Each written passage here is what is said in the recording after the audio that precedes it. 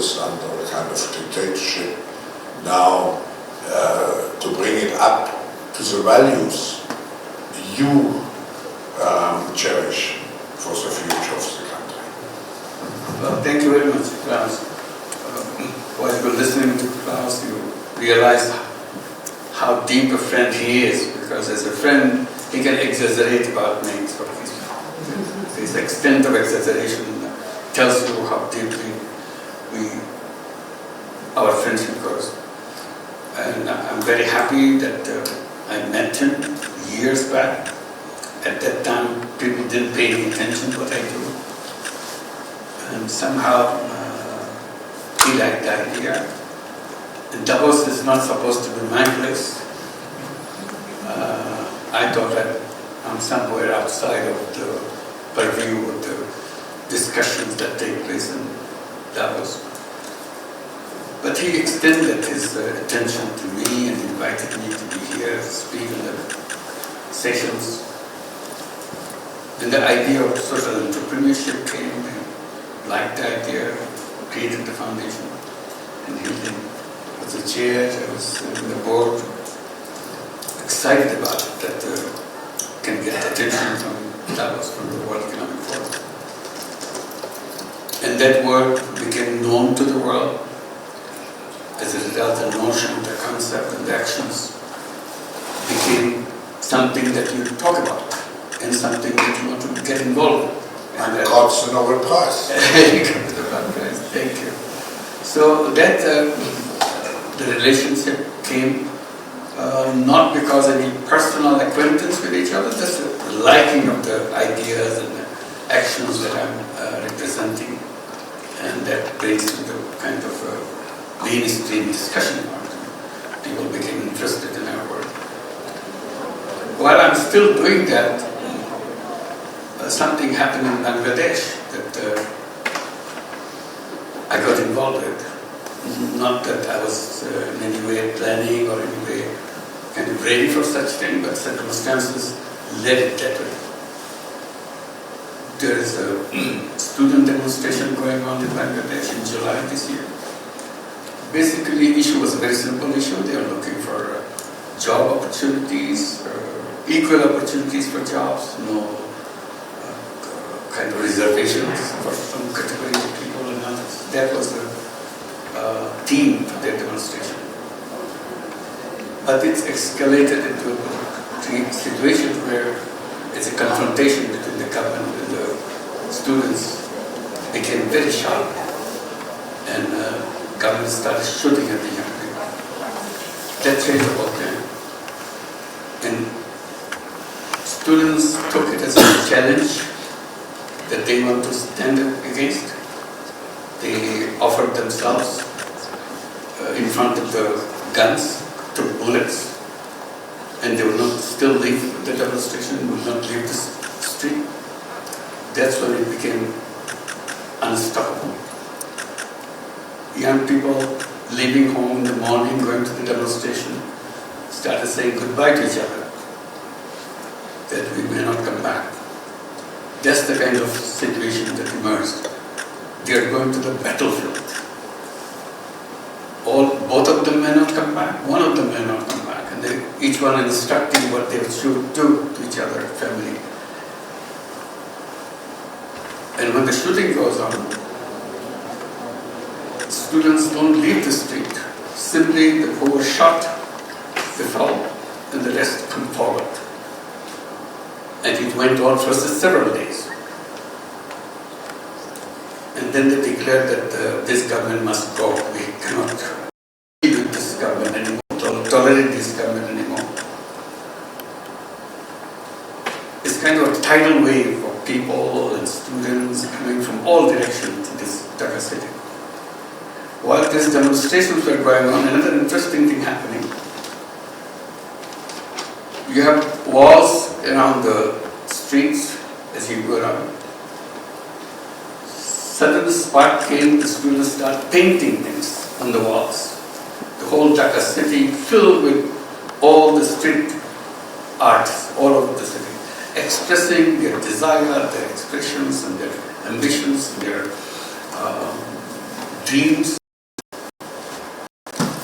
Most interesting part of the whole thing, there was no planning. Nobody was planning anything, spontaneous or extreme form. There's no leadership. Usually when you have a student movement or any movement, there's a leader, there's a sub-leader, they have an instruction. There are no instructions.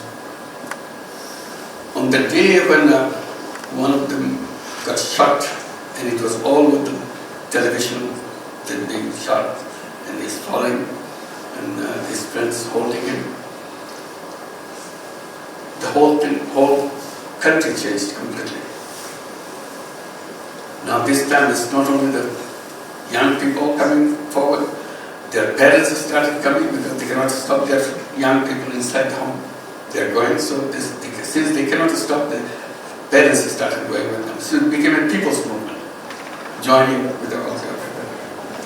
So hundreds of thousands of people moving into the direction of the residence of the Prime Minister. Everybody came to the conclusion it would be impossible to save her unless she has been lifted and sent someplace else. And that's what happened on 5th of August. It's a unique experience, that's why I was trying to give you a little explanation. You hear about revolutions, you hear about uprisings, rebellions. This doesn't fit into any one of them. It's a very unique way it happened. And the uniqueness comes from the way young people responded to the situation that is happening in Bangladesh. Define the government which could not be brought down by any means because the election didn't work. We had 3 elections in this 15 years of the regime that ruled the country. All fake elections. Nobody voted. But she got elected herself as the wish. So it's a single person regime which commanded everything. And that's what made all the people and the students furious. And spontaneously they responded to the situation. When the Prime Minister fled, government fell, they don't know what to do. They have no plan. What do you do? So they are kind of wondering what this should be the next. Everybody said, we need a government. So how do we do the government? So they are looking forward to each other, but how to do a government? So one of the ideas that I should be invited. I was not in the country at that time. I was in Paris, involved with the Paris Olympic. It was under my pet subject, social business. I was designing Paris Olympic as a social business. It's called Social Olympic. So lots of ingredients of ideas that I had integrated into that Olympic. So I was very busy with that, seeing how it resulted after months of planning. I was in Paris. Somebody called me up from home, and I was watching the development in Bangladesh and feeling very strongly about what is happening. So I invited him to come and form a government. What is that? So my first response was, no, sorry, thank you. But they will not give up. And finally, I said, take time, find it, see people around, you'll find, I'm sure you'll have lots of options for you. And we agreed on 24 hours, next 24 hours that they will do try, but if they can't find, they'll come back to me. They called me back again, 24 hours later. No, we didn't find any options, so you are the one. So that's how I got involved there.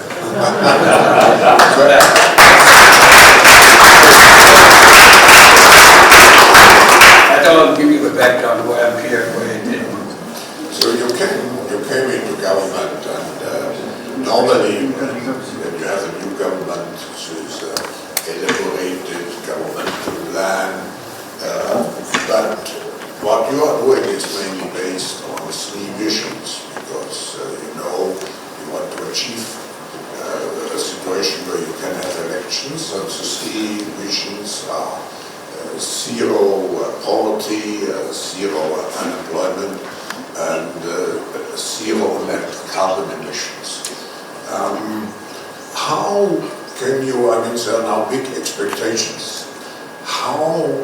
What are the key success factors to make sure that the people do not turn away because they feel disappointed? How do you keep this motivation alive to form in Bangladesh a new, inclusive, democratic system? Let me clarify a little bit. What you said about the 3 zeros, that's me as a person. That's what I devoted my life trying to encourage people to think in those terms and see the logic behind it and see action. It kind of encourages you into action to make it happen, a world of 3 zeros. Because I was always insisting the civilization that we have right now around us, that we created, we feel very proud of it, fantastic thing that human being has done, created a civilization which transformed the world. And my way of responding to that, I said, this is a wrong civilization. It's a self-destructive civilization. This civilization will destroy us. We have no escape from this. So that's where I belong, that's what I try to bring in, that's where the 3-0 fits in. But when I'm invited to run a government, I'm not peddling these 3 zeros into the government. I was trying to see immediately, next hour, what we have to do. Because suddenly a new government emerges, after so much killings, the law and order situation became very critical. So how to restore law and order? This is the first thing to do. It's immediate thing to do. And next thing you do, build up the economy and let the economic machine run, because this whole thing is stopped. And when you try to start the machine, the economic machine, you say that machine is completely destroyed. Because this is economy which is plundered away. Immediately after that, I tried to appoint a committee to prepare a white paper. So they were stock taking what we got, what we learned, to understand what we inherited from the previous government. But amazing results came later on when the final report came out. The amount of money laundered away from the country. From the banking system, the total amount they've estimated, calculated, it's about $17 billion from the banking system, just laundered away. Very simple thing, very easy way. I think this should be recorded someplace, studied how governments can do that kind of plundering, highway robbery, sitting in the government, running the machine, and still claiming to be a civilized society.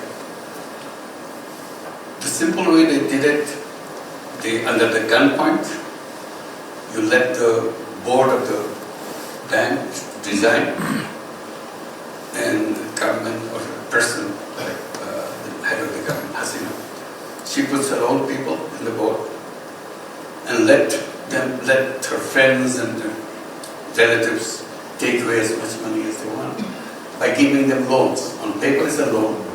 Actually, these loans will never expected to be paid back. So you are literally robbing the whole bank. And that's how the money has been funded. And if you look at the whole economy, the estimate came $16 billion per year over 15 years. Per year, $16 billion shifted away by over-invoicing, under-invoicing, and by illegal channels take the money away. So you have an economy, I was trying to describe, it's like you had suddenly a tornado, everything goes berserk, and you start wondering how you start all over again. So the economy that we inherited was a kind of after that tornado of the economy.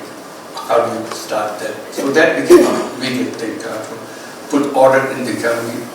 Our economy, first mainstay is our garment industry, ready-made garment. USA is the main buyer, whole Europe buys, but the number one buyer is USA. So we want to make sure industry can function. So how do you do that in a situation? So our aim is to make sure that our exports, our businesses started taking place and so on. So how to restore the banking system, how to restore foreign exchange, how to restore the reserves, all these issues immediately engulfed into that. And luckily for us, in all things happening, tremendous amount of support from the people because of the terrible things that they experienced before. Many people disappeared, just not that shot the people, young people in the street. Throughout the 15 or 16 years of their rule, millions of people were put in jail. And I was one of them, waiting to be in jail. While I was in Paris, my friends and my family from Bangladesh saying, don't come back, the situation is bad. As soon as you come, you'll be in jail. So stay there. So that's the instruction I'm getting. While I'm coming here, I was appearing in courts. I have 190 cases against me. You can hardly move in India because some cases I have to appear in some courts. So this is a thing for me. And similar to me, millions of people were in jail with unspecified allegations against them. Particularly if you belong to any political party which is against the regime, you have no escape route. So that's a kind of environment you have to treat those people who are in jail, how to do that, because there are cases, judicial system has to work. So those became our first priority to make that happen. Our main support is support coming from all directions from within the country. And we saw enormous amount of support internationally.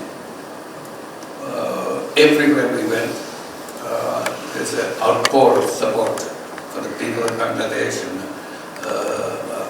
the uprising of the students, how to rebuild. The students were saying, we will have to build a new Bangladesh. They don't have to see anything connected with the old Bangladesh. So that's a big task for us. To define that new Bangladesh, how to start that new Bangladesh. And we are committed to create that new Bangladesh. So case by case, we have to restore discipline of the government and the restoration of the bureaucracy which was serving the previous government. So suddenly they are asked to do something different which they never had experience of following the rules and procedures. They get an order, they carry it out, that's all they do. An order comes from one single source. So this has become our main issue at that time. And if I understand, the way you are doing it is you have created commissions. Yes. I think quite a number of those. And those commissions, I think it's important to highlight, are composed as much as possible in a multi-stakeholder way, so that the whole population is integrated in designing the new Bangladesh. Could you tell us a little bit more about those commissions and how it functions? The demands from the movement came that we don't want to go back to the old Bangladesh, so we have to build new Bangladesh. So how do you do that? Where do you begin? Everything collapsed. So one first decision we took on every single item was create a commission, reform commission. So you have a reform commission for constitution. They said we don't need that old constitution. We build a new constitution. So how do you start? Where do you start to build a new constitution? So we had the reform of the constitution. Then we have the election procedure. You have election without vote. We don't want to go back to that kind of tradition of election having no votes, nobody to vote. With the 16 years of term that the old regime was running the country, we had 3 elections, no vote. And then young people are coming at the voting age for the first time to become voters. Every year they become voters. All these young people who became voters over these 16 years didn't have a chance to vote for the first time in their life. Older generation probably in some past years they have voted, but this very unfortunate for this young generation, which is very different from young generation. Young generation is very integrated, very connected with the whole world, had no experience of that. So we want to undo that, how to create a mechanism so that everybody can vote freely, fairly, so that no interruptions, no threat to anybody to cast their vote freely. So that was a commission. Judiciary became a weapon in the hands of the government. They punish you, they hang you, not only punish you, they hang you. Many people were hanged during that period in the name of the justice. It's a fake justice. It was decided he should be hanged. He was hanged. Many people disappeared. Thousands of people disappeared. People don't know where they are. When the uprising came, we were looking forward to see where they went. Some we found in a little space, lived for 7 years, 8 years, 10 years. No, they don't know whether it's a day or night, it's a dark room. They're fed, they just touch the food that's about, you know. So wondering, what is the world look like now? So now we have a commission, the disappearance commission, to find out. We have cases of 3,000 such disappeared people. We have so far traced about 1,700 where they are. Many still could not be traced. What happened to them? So there are 15 such judiciary and administrations and so on. So 15 commissions to recommend us how to start. The commission reports are coming, so that time is coming. What we intend to do, all these commission reports to be put together and start talking to the public and also the political parties. Which are the things that you accept to be implemented? Because this is the recommendation. Unless we accept, it cannot be implemented. So we now have a consensus commission to build a consensus around each piece of our report. Then on the basis of agreement of all parties, all civil society organizations, where we all agree with certain things, we'll prepare what we call July Charter. July is the month when uprising took place. It's a July Charter that we agreed on this. So on that basis of July Charter, we start taking action, including the election. What kind of election? Because unless we know what kind of election people want, we can't go into election. So we are waiting to hold the election. Now that the election report is coming out. We have targeted end of this year, the election to take place. If we go in a short reform agenda, quick reform agenda. If people say, no, we need a longer list of agenda reform, then we need another 6 months. So now people have to decide in the process whether they will go to the short agenda or the long agenda.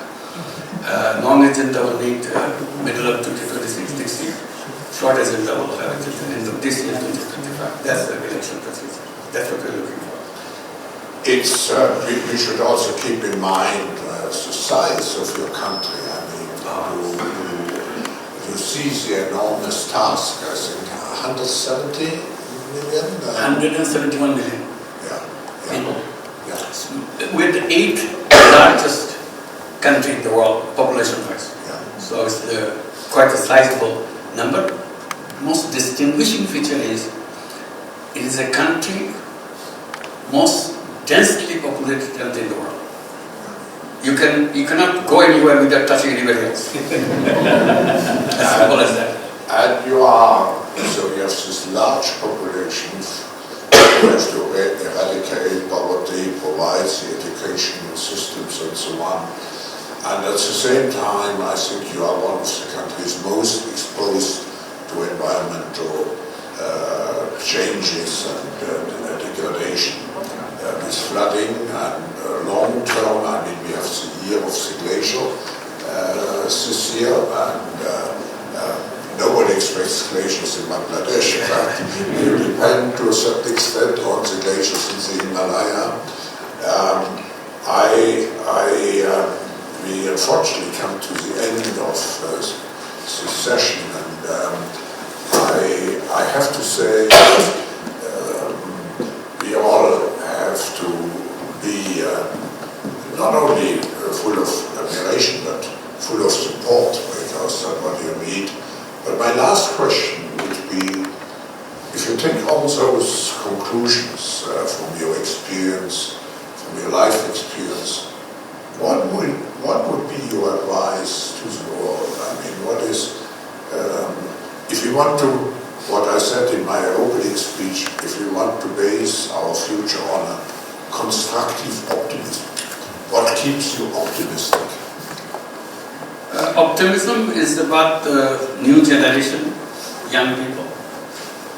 Every time I meet the young generation, I get mesmerized by seeing the possibility of this young people. I wonder whether I was at the age of 20 or 21, whether I'll be demonstrating on the street and take bullets and say goodbye to each other and do that. Whether I'll have that ability to do that or sustain that kind of thing, and when the collapsing of the government finally happened, whether I'll say, let's form a government. These are the young people who took that decision. And there's no central planning. They don't know each other. They just came from different institutions on the street. You don't know who the next person is. So that's the kind of power of this young generation. The way I try to express it by saying, it's a global statement I made. This is the most powerful generation in human history. That's the way I look at it, that's the way I feel it. Gives me goosebumps looking at the power that the young generation has. Question is, will they be able to use this power? If they're not able to use this power, will there be an explosion? Shouldn't we learn something from Bangladesh? When these young generations say, enough is enough, nobody could stop them. Army said sorry, the army was asked to fire them. Army said sorry, these are our children, we can't fire. So they tried every single way, but students didn't move, they continued. It doesn't matter whether you fire, you kill, it's totally irrelevant. One police officer was heard in the television saying, I killed one and 10 come out. What do I do? Should I kill them all? And then others will come out. That's the situation. So I go back to that, the young generation of this age and time. They have the power comes to them not because they are super intelligent, they are the same kind of kids that we used to be. Power comes from the technology. That technology changed them. They are not Bangladeshi young people anymore. They are global young people. So that global young people, when they get connected on an issue, I don't think anybody can stop them. That's their power.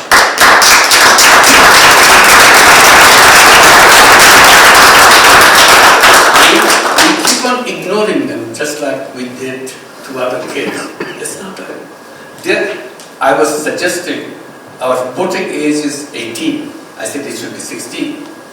They're so mature. What makes it 18? Difference between 16 and 18.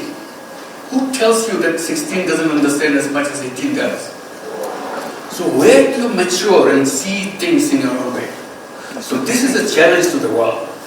Are you allowing your young people to move up? And I keep telling you, don't look at your own generation. We made many mistakes. If you follow us, you'll get into the same trap. Don't follow us. You have enough understanding and choices to make your own decisions. Make your decisions. So Bangladesh is just a spark coming to that. So Bangladesh should be studied. You know what which bothers me? All these things happening, we're reading in the newspaper, we talk a little bit, stop there. We're not studying what happened in Bangladesh. Universities should be rushing there. What happened to the most powerful government of 16 years? Understand for a few minutes when these young people just got together. They didn't have a political philosophy. You'll be asking, are they leftist? Are they Islamist? Are they terrorist? It doesn't come into any category. You don't have a category for them. You see everybody there. All the citizens, all the young people of Bangladesh got together, irrespective of their age. A 12-year-old young person writing a letter which mother was crying and reading to the public after all this happened. I never get him back, she was saying. He wrote me this letter, Mom, you always protected me so that I don't go and join the protest march. And I was sitting at home and raging, very angry that I cannot go. Today, I'm going. I'm saying goodbye to you. I don't know whether I'll come back. If I don't come back, please forgive me. My friends are there. They are brave friends. I'm a brave person too.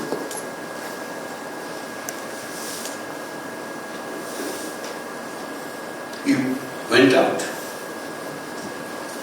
His dead body came back in the evening. That's what made this movement. It's not just a demonstration or another thing. It's a complete qualitative change that is taking place inside our society, everywhere. Simply somewhere is still lying low. Somewhere in Bangladesh, suddenly found an opening, express itself. So that explosion will come. You can't stop it. So we have to understand this young generation and prepare them. And that's what in the past I've been saying that our education system is wrong, treating these young people as if they don't understand anything. They're smarter than any other generation because of the technology they have. They know what we'll be teaching them today. There's nothing surprising for them. So this young generation, they can expand their views and create their own world. And I said education system is wrong because they're preparing them to take a job. I said job-oriented education is finished. Job to them is nothing. I said this generation is a generation of entrepreneurs. They create their own world. They run. Even a housewife in Bangladesh didn't have much education. Now run businesses out of her home. She doesn't have much education. But her food is so good. So what she does, she orders from me. Chooses which one order she takes to prepare food for her friends or friends of other families and deliver it and make money. She has 4 children of her own. That's it. It's just a family. Go to remote village, somebody is selling saris on Facebook. Nobody, she doesn't know that this kind of business somebody is doing. She's just figured out she can sell this few saris and then expand. So these are the talent of these young people. Job doesn't fit them, but we are imposing it on them. So these are the mismatches that I keep bringing. Bangladesh gives a very powerful case to show how it can be done, what can be done. So that should be studied and seen. What is happening, what is waiting for us. That's the most important thing for all of us to learn from experience that we have gone through.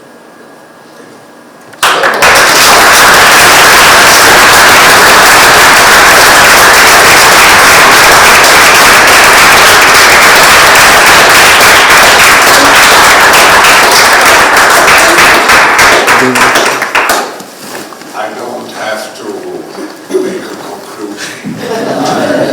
I think it was an exceptional half an hour with a visionary man and an exceptional man with an exceptional vision and mission. Thank you. Thank you very much.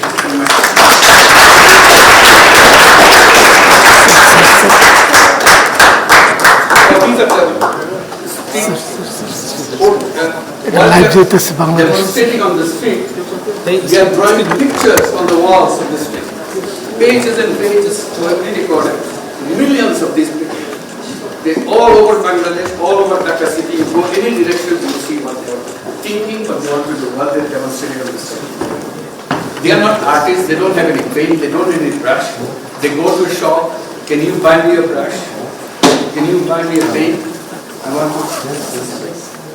It's not only Dhaka city, which is the capital city, all over Bangladesh. Tell somebody what young people do. So I said, next monsoon camp, this will be all white. Just get the picture done and record it for archives. We just put something on the paper. Yes, please. Okay. Okay.